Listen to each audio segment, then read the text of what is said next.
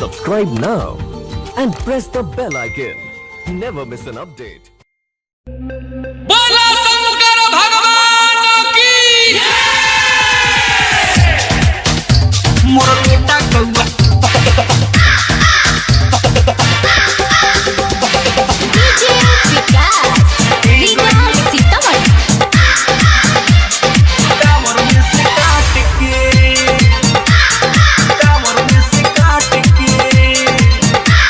Presented by lovely film production. हम देवघर घूमे जात रहनी पूजे भोलेनाथ के गाँव गाँव करते आइल हलैल सपना दात के एगो हम देवघर घूमे जात रहनी पूजे भोलेनाथ के गाँव गाँव करते आइल हलैल सपना दात के मोर लोटा कौआ ले गइल कामर में से काट के मोर लोटा कौआ ले गइल कामर में से काट के मोर लोटा कौआ डीजे विकास लीडर सीतामढ़ी कामर में से काट के कामर में से काट के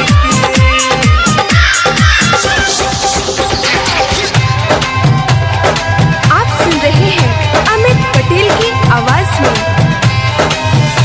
मन बाबा के भक्ति में मोर रहे हो रामाइल कबले के उड़ल लोटा हमके नाही बुझाई एगो मन बाबा के भक्ति में मोर रहे हो रामाइल कबले के उड़ल लोटा हमके नाही बुझाई जब गइल मोर ध्यान वजन घटल कैसे हाथ के फिर देखनी लेके उड़त रहे ऊपर हमारा माथ के मोर लोटा कौआ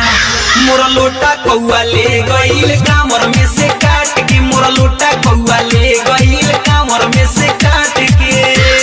विकास लीडर सीतामढ़ी कामर में से काट के